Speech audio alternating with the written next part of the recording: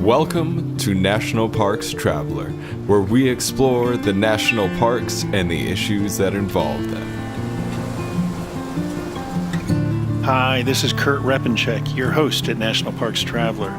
The past week was a busy one in the national park system. More wolves were moved to Isle Royale National Park, and some of the moose there got radio collars placed on them to make it easier for biologists to track their movements. In Washington, the United States Supreme Court rejected National Park Service authority to regulate rivers that flow through park units in Alaska. Those and other stories can be found on nationalparkstraveler.org. In this week's show, I talk prey and predators in Yellowstone National Park with Dr. Dan MacNulty, a wildlife researcher from Utah State University who has long been studying prey and predator relationships in that park. Erika Zambello talks birds at Katadhin Woods and Waters National Monument, and we end with an overview of where you can spot wildflower blooms in the national park system this spring.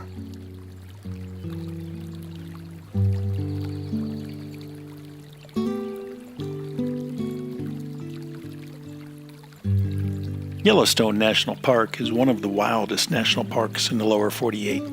It's believed to have its full complement of species that were present more than 200 years ago when mountain man John Coulter passed through this region. There are bears, both grizzly and black, mountain lions, wolves, moose, elk, wolverines, bobcats, possibly even lynx as well. With such wildlife within its borders, Yellowstone is an incredible setting for wildlife research, both on individual species and how species interact with each other. Today we're visiting with Dr. Dan MacNulty, a Utah State University professor who focuses his work on the intersections of species and how they affect their surrounding ecosystem. He's been involved in a long-term collaborative study of wolves and ungulates in Yellowstone. Recently, he co-authored a study that noted the resilience of elk to hold their ground in their home territories, winter and summer, despite the presence of wolves, if possible. We're going to pick his brain a little bit today to get a glimmer of understanding of how all these species interact and survive in the world's oldest national park. Welcome, Dan. Thanks for joining us today. Oh, thanks for having me. I appreciate it. So you've been studying wildlife in Yellowstone for quite some time now, haven't you? I have. I started as a volunteer field technician for the Park Service in November of 1995, which was the beginning of the first full winter of wolves in Yellowstone following the initial reintroduction.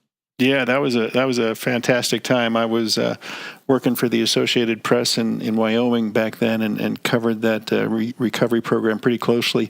Now, is it accurate to describe Yellowstone as perhaps the wildest national park in the lower 48 in terms of species that are there, that they say that it's got the full complement of species that, you might have seen 200 years ago?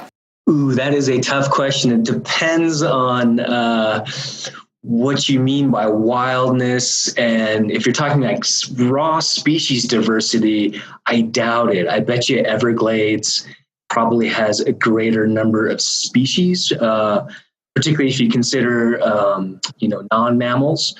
But if you're talking about large mammals and the diversity of large mammal species, then I think you're probably right there. It has the full complement of large carnivores, particularly. And, you also find that same complement up in Glacier.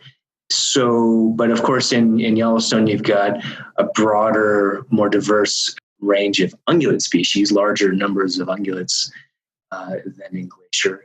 It is a very rich area for large mammals, no doubt about it. Yeah. No, I was wondering about Glacier. I know they don't have bison up there, but in terms of predators, they probably match up with Yellowstone pretty well. They do. Yeah, I think they do. Nothing comes to mind that, in fact, they may even have, now you're really testing me here, they might have Fisher, whereas I don't think Yellowstone does. Uh-huh. But of course, both parks have the other mustelids, wolverines in particular. Well, I was wondering about wolverines. Some years ago, I wrote an article on studies in Grand Teton trying to track wolverines there. And then, of course, when they were talking about the over snow traffic on Sylvan Pass, the question was, were they going through wolverine habitat and could the the use of 105 millimeter artillery shells to clear avalanche paths that impact wolverine habitat. And so I'm just wondering, wolverines and Canada lynx, are they present in Yellowstone? They sure are. There was a film crew that spotted one walking through Lamar Valley, of all places. And I have a friend, Nathan Varley, who grew up in the park, works in the park now. He spotted a wolverine down in the southern Yellowstone not too long ago. Nice. And unfortunately for me, I've not spotted one in Yellowstone. And I've always thought that I would. I spent a lot of time following wolves around and looking at the carcasses of prey that wolves had killed. And I always thought that I might find at least some wolverine sign, a track, a scat, and I never did. So I think, I think that reflects the fact that their numbers are generally low, but they are there. So they are certainly in Yellowstone. There's no doubt about that. Yeah. As I mentioned, you've recently co-authored the paper on elk and wolves and interaction there. What are you working on these days? Well, we're continuing with that work. I mean, I guess you could describe my work as examining the effects of wolves on both the movements of elk and their distribution, as well as the demography of elk in terms of reproduction and survival. We're looking at both those sort of avenues of effects. And the paper that you described was looking at the effects of wolves on elk movements and the location and configuration of their winter home ranges over a 4-year period, 2012 to 2016. Just recently, not as recently as that study, that one just came out last week, but back in July, we had another study that came out that was looking at wolf-elk movements, wolf-elk interactions in the earlier period of wolf recovery in the early 2000s, also about a 4-year study. And there we were looking at more fine scale movements, sort of like at the scale of 30 meters. And we were looking at how the movements of elk were timed to the activity schedules of wolves. So what a lot of people don't appreciate is that wolves, like a lot of other animals, have daily activity schedules, and they stick to those schedules. And so wolves, for example, are crepuscular. They're mainly active at dawn. It's sort of the morning, mid-morning hours, and then they rest in midday, and then they're active again in the evening hours. And surprisingly to many, they're not very active at night. They're almost as inactive at night, and I'm talking between, say, 8 p.m. and 5 a.m., they're almost as inactive in that period in Yellowstone as they are during midday when they're sort of sacked out under the shade of a tree to avoid overheating. So, you see wolves in movies being these, scary nocturnal predators, but as it turns out, their vision is not optimized for nocturnal hunting like it is in a mountain lion or a leopard.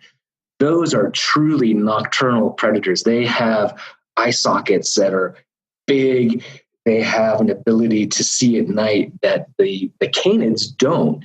And so as a result, wolves, they hunt more during the sort of daylight or low light hours than they do in the, pitch dark hours. And so what that means is that it gives elk an opportunity to use habitats that would otherwise be risky if wolves were active. So for example, elk rely on, they're primarily grazers, and they go out into the grasslands to feed. And they'll do that actually at night, at between midnight and 3 or 4 in the morning. We'll have our collared female elk out there in the middle of the grasslands feeding. And it's in those areas that wolves like to hunt them, because wolves are cursorial predators, which means that they run through the herds looking for a weak individual to pull down. It might be a small individual, might be a calf, or it could be an adult that is ill. But they do that in these flat grasslands that course through the herds and they can find what they're looking for. At night, it's harder for them to do that. And so they basically, rest at night. But it's at night that you see those elk going out into the grasslands feeding, and then they fill up their their ruminants. They'll fill up their rumen out there in the grasslands at night, and those elk will come back into the trees in the morning and the midday, and they'll sit and they'll ruminate, and they'll actually digest that grass and during periods when the wolves are more active. And so the elk have kind of figured out how to work around the schedule of wolves, minimize the risk of predation. And so that was one recent thing that we were looking at these early data from the early 2000s, and this later work is looking at more larger scale movement, more at the scale of kilometers, half kilometer, that. Yeah. And anyway, so yeah, that's sort of a brief description of some of the more recent work. Yeah. We've been talking today with Dr. Dan MacNulty, Utah State University professor who studies wildlife in Yellowstone, a job that I'm sure many of us would like to have, if for no other reason to get out into the park and see some of these magnificent animals. We're going to take a short break, and we'll be right back. Listener and reader support make National Parks Traveler possible every day of the year. If you enjoy Traveler's content, please consider a donation via nationalparkstraveler.org. The Blue Ridge Parkway Foundation is the primary nonprofit fundraising partner for the Blue Ridge Parkway. It is made up of people who have a deep love for this majestic road and want to ensure that its natural beauty and the experiences it offers endure for generations to come. Show your appreciation at brpfoundation.org. Acadia National Park is one of the 10 most popular national parks in the United States. It is also one of the smallest and most vulnerable. That's why Friends of Acadia exists. Friends of Acadia is an independent organization of passionate people inspiring those who love this magnificent park to make a real and lasting difference for Acadia. You can make a difference at friendsofacadia.org.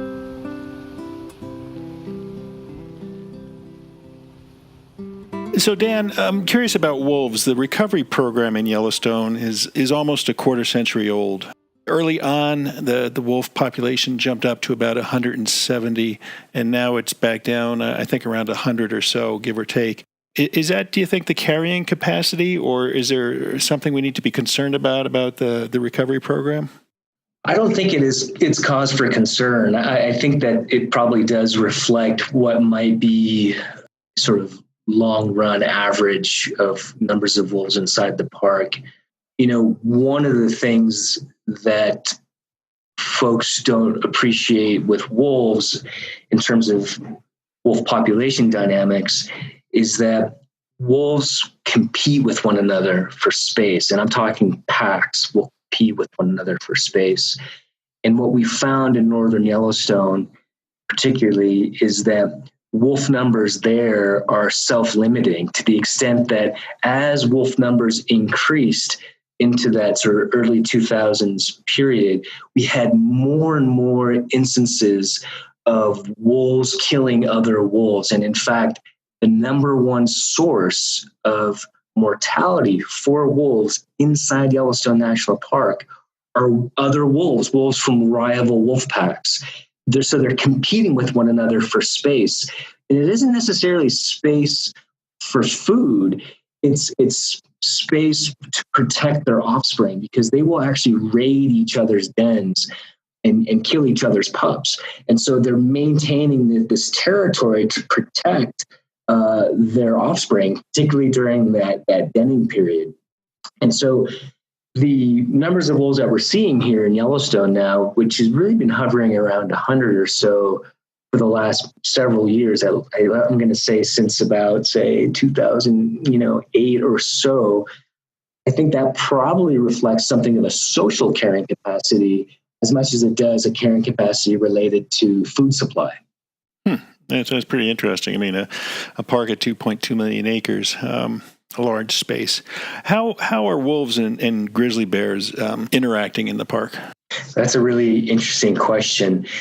So we looked at this recently, a graduate student of mine, Amy Talion, who finished, and the question we were asking was whether or not bears, grizzly bears particularly, were influencing the rate at which wolves were killing. In other words, we know bears have a habit of usurping carcasses of prey that wolves have killed.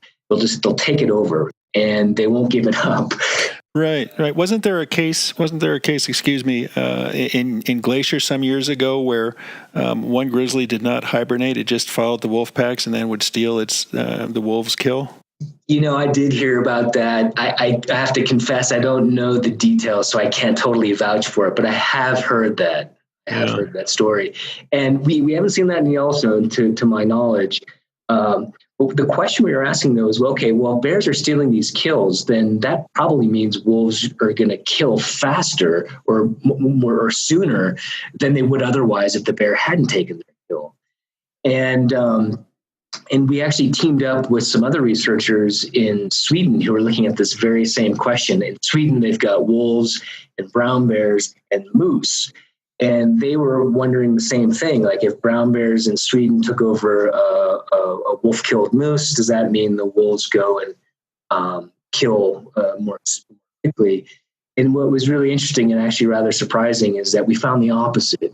That when a bear took over a wolf-killed carcass, whether it be a moose or an elk, it actually slowed down wolves. It reduced their kill rate. So rather than pushing the wolves to go kill again, instead what the wolves did, it created a delay. The wolves just sort of hung out around the bears, essentially waiting for the bears to leave. Then they would feed. And this, believe it or not, makes sense if you're a wolf, because killing prey, particularly a large prey like a moose or an elk, it's extremely dangerous. Wolves are commonly injured. Sometimes they're even killed by the prey that they're hunting because they're so much bigger than the wolves are. And so rather than take the risk of going and killing again, they just simply hunker down. Maybe they'll sneak in there and pull a quarter off or a piece of the carcass off while the bear isn't looking. And eventually the bear will walk away. It may be, particularly in the summertime, if it's out in the open, the bear will feed and then will go off and bed down in the trees, and the wolves will then feed. And so bears were actually reducing kill rate rather than increasing it. And that we thought was quite interesting, and particularly seeing in these two different systems, both Sweden and in Yellowstone. Wow. Suggested that this wasn't a unique pattern to either place. It was probably a common feature of the interactions between wolves and bears. Yeah. Speaking of grizzly bears, there's the move by the administration to delist grizzlies in the greater Yellowstone ecosystem from the endangered species list. Any thoughts on that, on the grizzly population and how healthy it is or isn't? My impression, based on the work that I've done in Yellowstone and the time that I've spent there, is that there are a lot of grizzly bears inside the park. And so my impression is that they are not threatened, that there are sufficient numbers to continue that population into the foreseeable future. What happens outside the park is really in the hands of the states that manage those bears. If they were to become delisted, it goes over to the state management. And I think it remains to be seen what that would mean for the future of the bear outside of the park. Because, of course, state management typically involves hunting, and depending on how that hunt is managed will dictate the fate of bears outside the park. It's really as simple as that. Now, there's also no doubt that there's an increasing amount of conflict between bears and people outside the park as the bear population has increased and expanded substantially outside and beyond the park boundaries into the greater Yellowstone ecosystem. So it really is going to come down to difficult questions about where we want to have bears and where we don't want to have bears. It's just really as simple as that in terms of the question that has to be asked. The answer, I think, is a more challenging one because it deals with different people's tolerances for bears, and different groups of people have different views and different tolerance levels, and that's where the difficulty is. somehow there has to be a compromise in those views about where we want bears and where we don't want them. Yeah, and of course, as our population grows and more people want to move to these parts of the country, there are give and takes and trade-offs that have to be made. And the same thing, by the way, Kurt, applies for wolves as well. We're looking at a delisting decision or proposal to delist wolves. I think that was just recently released by the U.S. Fish and Wildlife Service. And so we're sort of staring down that same kind of question about delisting, but with wolves. And this one's a nationwide decision, not just with Yellowstone wolves, but in the Midwest, in places like Utah, where we actually don't even have wolves. They would delist them here, that sort of thing. Yeah. We're almost out of time, but one quick question. Have you followed the Isle Royale situation where they've got a growing moose population, and they just recently have been working on bringing more wolves in to try and get the prey-predator balance back in check? I have. I'm aware of it. I've been sort of following along the news. I think the most recent thing that I heard was that, of course, with the super severe winter that they've had in the Midwest, it's created ice bridges between the island and the mainland. And the last thing I had heard or read was that some of the wolves they reintroduced, maybe just one, actually left the island, dispersed back onto the mainland after being trapped, captured on the mainland, and brought to the island and decided it wanted to go home.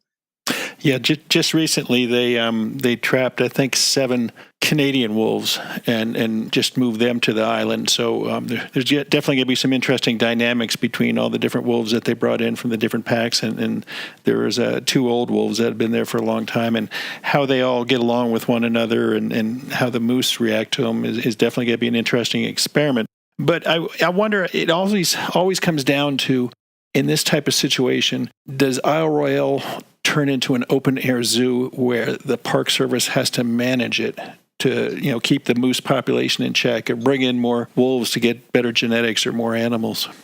Well, that's essentially what's happening right now. That's why they're doing the reintroduction, is to essentially rescue that population. I think there's a broader question that underlies the question you just asked, which is, how important or how necessary is management in national parks, wilderness areas, etc. And I would say that increasingly it is important. And whether we like it or not, management is occurring. I mean, for example, just going back to elk and wolves in Yellowstone, you'd be hard pressed to make the argument that we don't have the fingerprints of management and humans all over that system. We eliminated wolves in the 1920s. We reintroduced them in the 1990s. That's all management. The elk population, that northern Yellowstone elk population, it's migratory. It leaves the park in the wintertime, partly, and it's hunted. And it has been hunted since Europeans showed up on the scene, Euro-Americans in the late 1870s. That has not been an unmanaged herd. And so I guess I'm of the view that, there's more management going on out there than many people realize. Yeah. Well, I'm afraid we're going to have to leave it there. We've been talking with Dr. Dan MacNulty, a Utah State University professor who focuses his studies on wildlife, prey and predator relationships, primarily in Yellowstone National Park. Dan, I really appreciate your time today. Hey, my pleasure, Kurt. Thanks for speaking with me.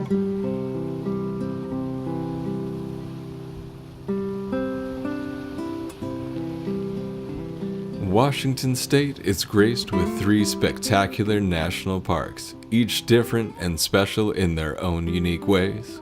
As the official nonprofit partner and the only philanthropic organization dedicated exclusively to supporting these parks through charitable contributions, Washington's National Park Fund has a mission to deepen the public's love for, understanding of, and experiences in Mount Rainier, North Cascades, and Olympic National Parks.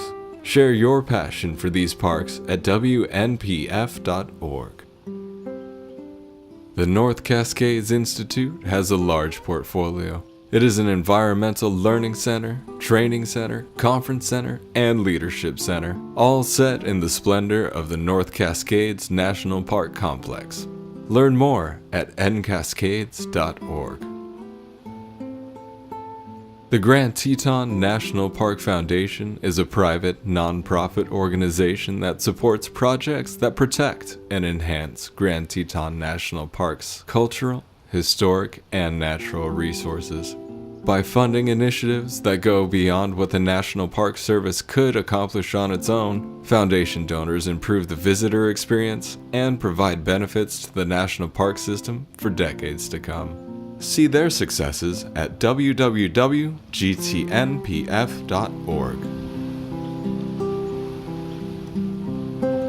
Hi everyone, my name is Erika Zambello and I'm sitting down with Doug Hitchcox, the naturalist at Maine Audubon, to talk about Katahdin Woods and Waters National Monument and the upcoming spring migration there. Thank you so much for being here. My pleasure. So how did you first get into birding? Are you from Maine originally? How did you trace your path to Maine Audubon? Yeah, I'm from Maine. I grew up in a little town called Hollis, out near like Buxton, Standish, the Bonny Eagle School District, as most people will pick it up by. Stayed in Maine, went to the University of Maine at Orono. Kind of took a weird route to Maine Audubon. I was a business major, which usually surprises people, but have long had a passion for the outdoors and nature, and it was actually kind of through photography and photographing birds that I fell in love with them, and then just had more and more questions about birds that needed to be answered. And long story short, have now been the naturalist going on 5 years. Wow. So I have to ask, from one birder to another, do you keep a life list? How do you keep track of the different species that you've seen? Yeah, I was very fortunate early on in my birding to find a website called eBird. It's a citizen science project that's run by the Cornell Lab of Ornithology. It's really a worldwide database where they ask people to submit checklists of what birds they see, when and where, and that helps populate maps, really showing range distributions all over the world. And the nice thing that it gives back to you beyond all these cool maps and bar charts and things is that it keeps track of all your lists for you. So it'll tell you your life list, or how many birds you've seen in the state, how many birds you've seen, it keeps track of how many birds I've seen right here at Maine Audubon's headquarters at Gilsland Farm. So, and I'd guess that that's part of what drew me to birding. I've always been a collector of things. I had coin collections, stamp collections, a weird phase in my life when I was collecting shoes, and so this idea of essentially collecting birds, collecting bird names on a list really appealed to me. Yeah, I've had eBird for a few years, but they finally released the app version, and last year I got super obsessed with it, and I used to keep all my observations in an Excel spreadsheet, and now I have no need for that, exactly like you said, because eBird, I got really obsessed with eBird. Every time I went outside, I would essentially turn it on so that I could record my observations, and I'm not quite that obsessed right now, but it's been an amazing tool to keep track of my observations.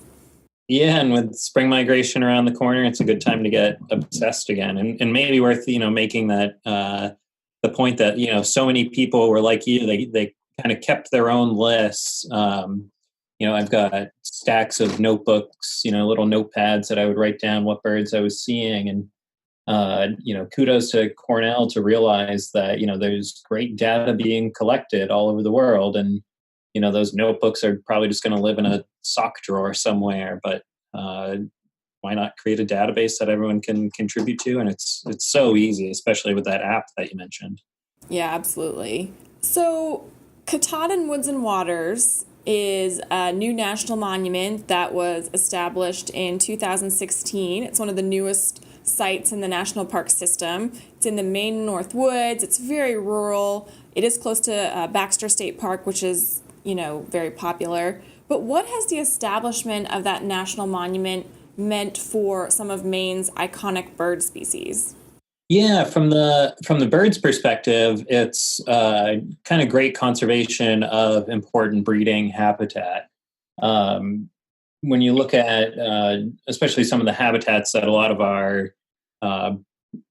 the birds that come to Maine to breed, they're especially looking for boreal habitat, and that's a lot of the the brightly colored warblers, vireos, tanagers, things that people really love to see. They're looking for some very specific habitat types, and the boreal forest really hosts a lot of those species. So by preserving that area that falls in Katahdin woods and waters, that's really going to kind of help ensure that these birds have this important breeding site for years to come. And how important is the Maine Northwoods in general to breeding birds in North America? And of course, the monument is part of this greater Maine Northwoods area. Yeah, so if we look at it from a U.S. perspective, United States, Maine actually has one of the largest chunks of boreal habitat. So that whole North Maine woods is really what we've got. Of course, if we start including Canada, it's just a piece of a larger puzzle. But in terms of what we're able to conserve, and especially where it's on kind of the boundary, it tends to be the southernmost or maybe southeasternmost habitat for a lot of these species. We really want to help maintain those edges so that it's not kind of collapsing in from the outside. Yeah, absolutely. So I know that you've had a chance to travel there. It's a very large park. Are there any areas that you particularly like to bird in? That's like picking a favorite child, I guess. The cool thing up there is really it's almost anywhere you go, especially because so many of those areas are going to have a pretty good diversity of species. And what's so neat is just seeing some of those birds doing different behaviors or acting differently than we see them, in southern Maine. Like coming up in May, I'm going to be leading. We do this every year. We lead 2 weeks of free walks at Evergreen Cemetery in Portland, and it's really to take advantage of the migrating birds coming back. Finding these green areas in an otherwise large gray city. And for some of these birds, like bay-breasted warbler, Blackburnian warblers, like people lose their minds when we're just catching glimpses of them in the treetops. And you can go up to Katahdin woods and waters, throughout the summer, and you're going to see those birds, singing. They'll even sing what we call alternate songs on the breeding grounds. They're going to be doing, these funky breeding behaviors, even coming, down to eye level, so you can actually see the birds.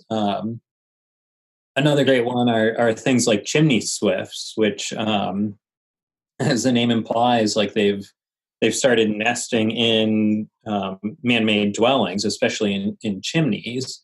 They love, big hollowed out areas. They'll build these weird little nests kind of on the inside of any hollowed out kind of dwelling like that. And Katahdin woods and waters, and really the North Maine woods, where you have these large, old, especially, old dead trees that are allowed to stay on the landscape, and they're going to, eventually kind of rot out and hollow out. And you can actually see things like chimney swifts, which again, we always associate them with, man-made dwellings. You actually get to see them nesting where they naturally would be.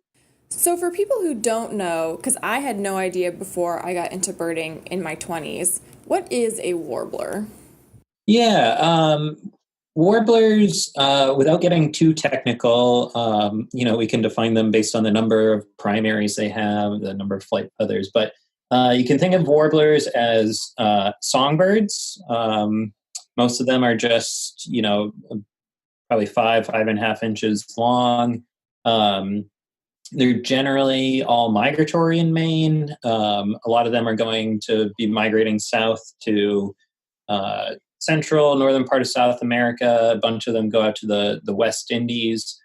And they're often described as the gems of the North American forests. They are just this amazing, color swath of just great, beautiful colors from yellows, greens, blues, reds, chestnuts. It's you see photos of them and you think that they would belong somewhere like the tropics, and it often surprises people that we have them nesting in Maine.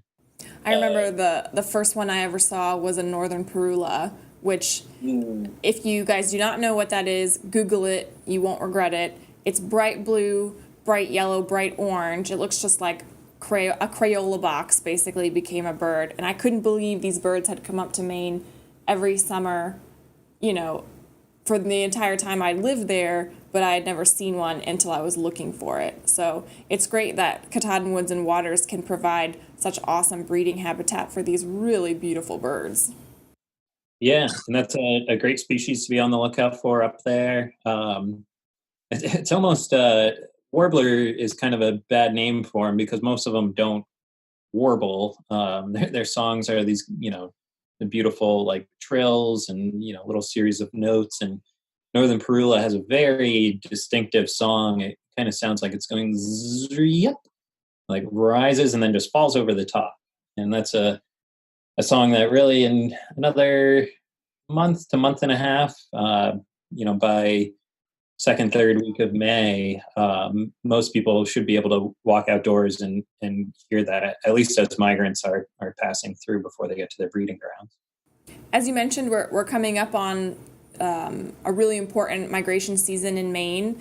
And so if people are interested in birding migration at Katahdin Woods and Waters, do you have any tips for them of things they should bring, specific birds they should look for, just what you think they should have on their mind birding the migration in Katahdin Woods and Waters?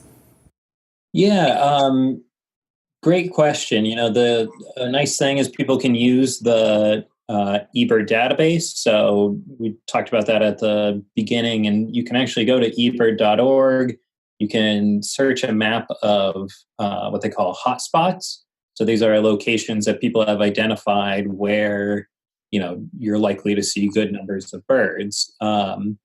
And so you can see where these have been kind of plotted out throughout Katahdin Woods and Waters. You can click on each of those hotspots and actually see what birds have already been reported there. So it's a nice way to kind of study up and know what to expect. And from a trip planning, it's one of those that if you're going to make the trek up, it's nice to be able to spend a good amount of time.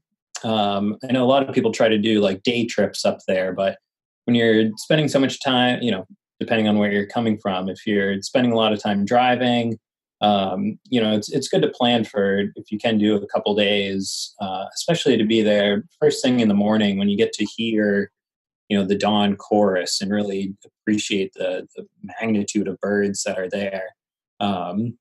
It's really just a wonderful experience. And then, especially, the birds will be arriving up there mid to late May, really getting the nesting started by June, certainly July. If they're, even in early June, it can still be fairly cold up there. And then people should also be prepared for potential of dealing with insects, black flies, maybe mosquitoes a little later. And it's an important thing for people to kind of remember, because that's why those birds are going there. It's, this, not only is the habitat perfect, but there's this abundance of food, and that's why they're going there to nest, to take advantage of this kind of large pulse and food availability. So, you can apply whatever bug spray is going to make you comfortable, but definitely try to minimize whatever impact you might have on the landscape, because again, this is where those birds are going to breed, and they're really only there for just a couple months. And I know this question is also going to be asking you to choose amongst your children, but I promise it's the last question, so I won't torture you with this type of query after this. But if you had to pick one, what would be your current favorite bird to see in Katahdin Woods and Waters? Well, it's a bird. There's a bird up there that I just never see enough, and it's actually it's a big target for people in Maine. Some people might laugh when I say this, especially in the context of beautiful warblers and all these neotropic migrants coming up. But spruce grouse, which most Mainers know our grouse as partridge.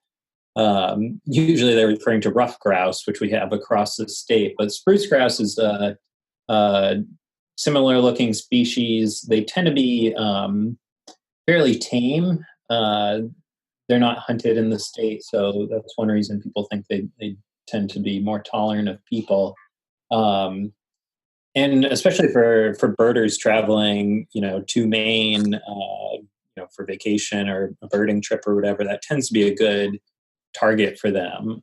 They're hard to see other places. So Katahdin Woods and Waters is a place that they're never an easy species to see, but they're a lot easier to see there than many other places in the state. And for those, listening along on their phones or their radios, I believe that spruce grouse are about the size of a chicken, a little smaller. They're slate gray, but don't they also have bright red eyebrows? Yeah, and especially the males kind of will really show off that bright red. The females want to blend in with the ground as much as they can, but the males they're really quite stunning birds, and calling them like chickens or chicken size is perfect. They are kind of if Maine had a native chicken, that would be the grouse. Well, that will be my choice too, because I absolutely love spruce grouse. And so I just wanted to thank you for taking the time to talk with us about birds in one of our newest national monuments, I should say. And if anyone is interested in birding in Katahdin Woods and Waters or in Maine in general, they should check out MaineAudubon.org. Thank you so much. Thank you. My pleasure. Dry Tortugas National Park, 70 miles from Key West, just very well might be the most remote national park in the lower 48. But when you arrive, you're surrounded by crystalline waters for snorkeling, kayaking, and relaxing on pristine beaches. There are sunken wrecks to explore, coral reefs swarming with colorful marine life, and history in the brick walls of a Civil War-era fort. The Yankee Freedom 3, departing from Key West, can get you there in a little more than 2 hours. Visit them at drytortugas.com. The Yosemite Conservancy inspires people to support projects and programs that preserve Yosemite National Park and enrich the visitor experience. The Conservancy funds transformative work throughout the park. The grants donors support help protect diverse wildlife and plant species and restore the precious habitats they depend on. Grants also support improvements to miles of trails to ensure visitors can safely access Yosemite's wonders. Visit yosemiteconservancy.org to find more inspiration.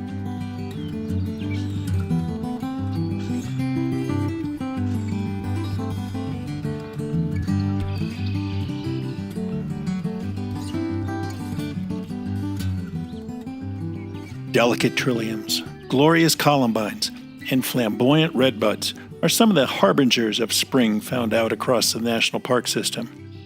This is a favorite season for birds, bees, and photographers. Wildlife is more easily seen in spring in many parks as well. That makes the coming 3 months idyllic for exploring the national parks. Yet for those who marvel at the kaleidoscope of colors and hues that wildflowers spread across the park system, this season is unmatched. Winter's snowmelt and the warming sun coax perennials back to life, brightening hillsides, meadows, and even forest floors. Take the trillium, for example. Though there are more than 36 trillium species in North America, common to all these perennials is their favorite habitat: partial shade and rich, moist, well-drained soil. Many units of the park system, from coast to coast, have just what they need. You can find large, descriptively named white trilliums in the hollows of Shenandoah National Park in Virginia. There are patches of yellow trillium that cluster in the river bottoms of Big South Fork National River and Recreation Area on the Kentucky-Tennessee border, and clumps of giant trillium climb the wooded slopes of Redwood National and State Parks in California. Check these parks' websites to find out when they might be blooming. They can start in February in Redwood National Park and finish up in May in Big South Fork. Are you desperate for redbuds? They can be found in the east at Great Smoky Mountains, Shenandoah, and along the Bluestone National Scenic River in West Virginia. They're also common at Gateway Arch National Park in St. Louis and along the Arch Rock Entrance Road to Yosemite National Park in California, where they bloom in April. Of course, wildflowers that bloom in the higher elevation parks of the West typically show up later than those in the East and the Midwest, so there's no need to immediately jump into your vehicle and go in search of a wildflower bloom. Many wildflowers can be found throughout the summer and even into the fall in some parks. For example, meadows are covered with cushion phlox, kittentails, and aspen bluebells at Cedar Breaks National Monument in Utah, but they don't draw much attention before July due to the comparatively late bloom. Along the Cub Lake Trail in Rocky Mountain National Park, there are roughly 80 species of wildflowers, among them blue chiming bells and violet shooting stars. However, they usually don't start blooming until July. Where can you find those oddly shaped and brightly red-colored snow plants? Often they sprout above the forest floors of Sequoia, Kings Canyon, and Yosemite National Parks in California, but not before late May and early June. Another late bloomer is that distinctive beargrass, which blooms in Glacier National Park, but usually not before June. And beargrass blooms don't materialize every year, which can make them particularly difficult to find. These stalks with their showy blooms need just the right amount of rainfall and soil moisture to sprout. But once they do, they can rise more than 4 feet above the soil. Now, if you need help identifying wildflowers, consider attending one of the annual spring wildflower festivals. At Great Smoky Mountains National Park, the 69th Spring Wildflower Pilgrimage is set for April 24th through the 27th. Up in Shenandoah National Park, the 33rd Annual Wildflower Weekend is set for May 11th and 12th. And in West Virginia, at New River Gorge National River, the Wildflower Weekend is set for April 26th, 27th, and 28th. Now, which national parks claim the best blooms in spring? Here are some candidates to check out. Great Smoky Mountains National Park boasts 1,500 species of flowering plants, more than any other national park, so your odds of finding some spectacular blooms are pretty good at Great Smoky. At Shenandoah National Park, it claims nearly 900 wildflower species, among them bloodroot, which starts to push its way up through the forest duff in late March. Grand Teton National Park in Wyoming typically sees a riot of glacier lilies in the North Fork of Cascade Canyon and yellow carpets of balsam arrowroot on valley floors. In Yellowstone National Park in Wyoming, you'll find fringe gentians and ladies' tresses in geyser basins and yellow bells high up on Dunraven Pass. Visit Arches and Canyonlands National Parks in Utah, and you'll see colorful bursts of Indian paintbrush all over the landscape. At Saguaro National Park in Arizona, it draws kudos for its April wildflower displays, a time of year when the cactus forest blooms in yellows, reds, oranges, blues, and purples, all thanks to its barrel and prickly pear cacti, otillo, and brittlebrush, just to name a few of the colorful plant blooms you'll find there. At Mount Rainier National Park in Washington State, you'll see various hues from lupins, broadleaf arnica, and American bistort, which will distract your eyes from the mountain. Tallgrass Prairie National Preserve in Kansas is home to more than 500 plant species, including prairie larkspur, 4 types of sunflower, blue wild indigo, and fire on the mountain. Redwood National and State Parks back in California harbors the calypso orchid in its conifer forests, though it's rare and can be difficult to spot. More commonly seen there are Columbia lilies, giant blazing star, and sea fig. There you have it, travelers. Plenty of park destinations to revel in wildflowers this spring and summer. For National Parks Traveler, this is Kurt Repanshek. See you in the parks. The composers and musicians at Orange Tree Productions have created a unique collection known as the National Park Series that has grown to include more than 30 CD titles. Composed against the backdrop of a park's sounds of nature, these musical scores will connect you with these beautiful places and take you there, at least in your mind. This collection is the #1 selling national park audio series in the world and provides the background music for National Parks Travelers podcast. Visit them at orangetreeproductions.com. National Parks Traveler is a 501c3 nonprofit media organization that provides daily editorial coverage of national parks and protected areas. Traveler's coverage is made possible by reader and listener donations. Visit us at nationalparkstraveler.org.